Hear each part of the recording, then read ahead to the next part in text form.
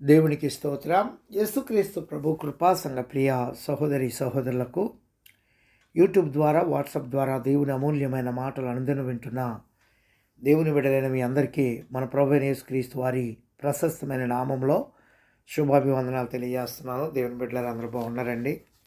మరి దేవుడు మనకిచ్చిన మరి యొక్క ఉదయకాల సమయమును బట్టి అనగా శనివారం దినము 24వ తారీఖు ఆగస్టు నెల 2024 సంవత్సరం దేవుడు మనకిచ్చినటువంటి వాక్యము పరిశుద్ధ గ్రంథం నుండి కీర్తనల గ్రంథము 78వ కీర్తన ఆసాపు కీర్తన 4వ చరణాన్ని చదువుకుని ధ్యానించుకుందాం. యెహోవా స్తోత్ర క్రియలను, ఆయన బలమును, ఆయన చేసిన ఆశ్చర్య కార్యములను దాచకుండా వాటిని వారి పిల్లలకు మేము చెప్పేదము. ప్రార్థన.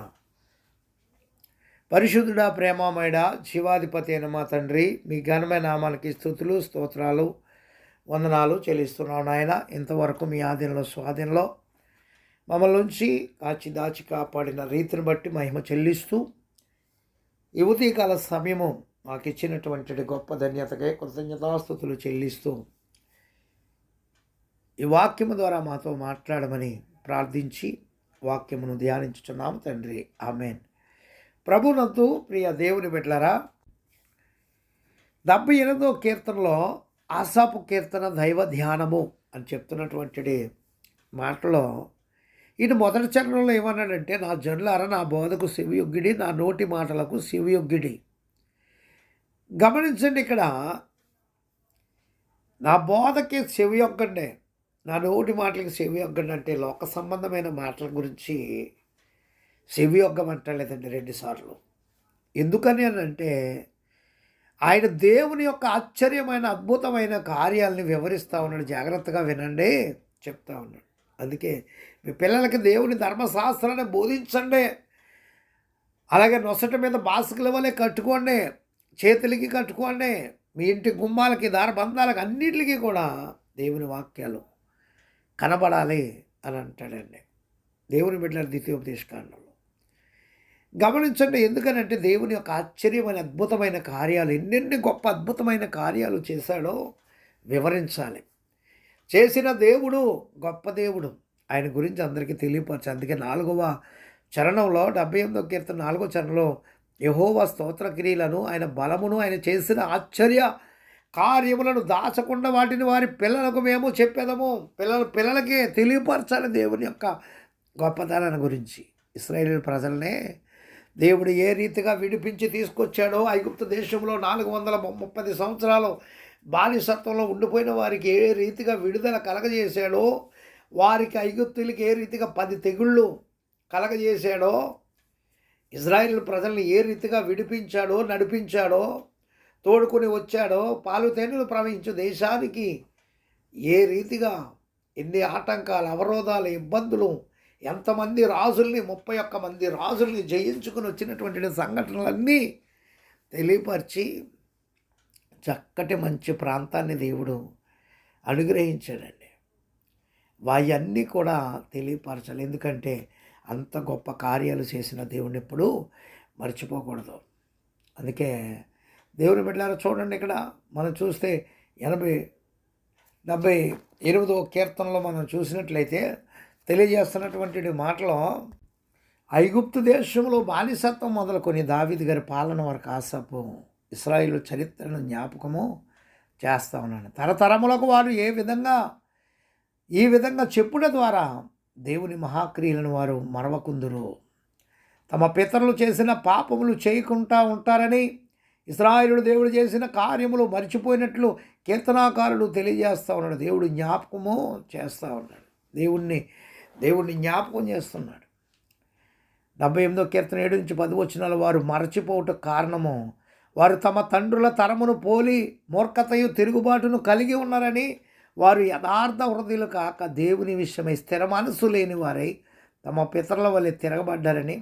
ఇశ్రాయేలులు దేవుని మరిచిపోవటానికి కారణము మతిమరుపు కాదండి, అవిధేయత మరియు ఉద్దేశపూర్వకంగా దేవునిపై తిరుగుబాటు చేయుట. వారి కఠిన హృదయాలు తిరుగుబాటు చేయవారు మూర్ఖతయు తిరుగుబాటును గల తరము అంటా ఉన్నాడు 7వ వచనంలో. ఇది దేవుని పాలనకు లోబడక అవిధేయతతో దేవుని అధికారమును తిరస్కరించుట వారు దేవుని నిబంధనను గైకొనలేకపోయారని 10 వచనాల్లో తెలియపరుస్తున్నానండి. మనసు దేవుని ఆధీనంలో లేకపోతే ఆధ్యాత్మిక నైతిక పతనానికి నడిపించబడతారండి. రోమీయులకు రాసిన పత్రిక 1వ అధ్యాయం 21వ వచనంలో, మరియు వారు దేవుని నెరిగియు ఆయనను దేవునిగా మహిమపరచలేదు, కృతజ్ఞతాస్తుతులు చెల్లింపను లేదు కానీ తమ వాదముల యందు వ్యర్థులైపోయారు, వ్యర్థమైన వారైపోయారు. ఏమండి? మరియు వారు దేవుణ్ణి ఎరిగి కూడా ఆయనను దేవునిగా మహింపరచలేదంట, కృతజ్ఞతాస్తుతులు చెల్లింపలేదంటండి. ఎంత దౌర్భాగ్యపు స్థితి అండి. దేవుడు నిన్ను నన్ను అనేక సమస్యల నుండి, ఇబ్బందుల నుండి, ఇక్కట్ల నుంచి, ప్రాణాపాయ స్థితి నుండి తప్పించి గొప్ప చేసినప్పుడు, నా ప్రభువు గొప్పవాడు, నన్ను రక్షించటానికి చాలినవాడు, సమర్థుడు, నా ఆపదలో నేను మొర్రపెట్టగా నా దేవుడు ఆలకించి నన్ను విడిపించాడు, నన్ను తప్పించాడని ఎంతగా దేవుణ్ణి స్తుతించాలండి, గణపరచాలండి. గణపరచలేదంటండి. ఏమంటే వ్యర్థమైన కార్యాలకే చూసుకున్నారు కానీ దేవుణ్ణి మహింపరచలేదు, కృతజ్ఞతాస్తుతులు కూడా చెల్లించలేదండి. దేవుడు ఎన్నో గొప్ప కార్యాలు మన పట్ల చేసినప్పుడు ఎంతమంది మనం ఆయనకి కృతజ్ఞత స్తుతులు చెల్లిస్తూ ఆయన చేసిన మేలును బట్టి అర్పణలు అర్పించిన వారంగా ఉన్నాము. ఆలోచించండి ఒకసారి. ఏమంటే మర్చిపోవటం కాదండి, కావాలని చెయ్యరు కొంతమంది. అర్థమైందా? ఆయన చేసిన మేలును పొందుకుంటారు కానీ మేలు చేసిన వాని యందు చక్కగా ఏమంటే విశ్వాసంతో, నమ్మకంతో దేవుడు చేసిన గొప్ప కార్యాన్ని బట్టి కృతజ్ఞతగా ఏమంటే అర్పణలు అర్పించేవారు ఎంతమంది ఉంటారు చెప్పండి. అసలు ఆలోచించండి. అందుకే ఇలా వ్యర్థమైనటువంటి వాటి వైపు ఉండి మేలులు పొంది ఆయన స్తుతించలేదని చెప్తా ఉన్నాడు.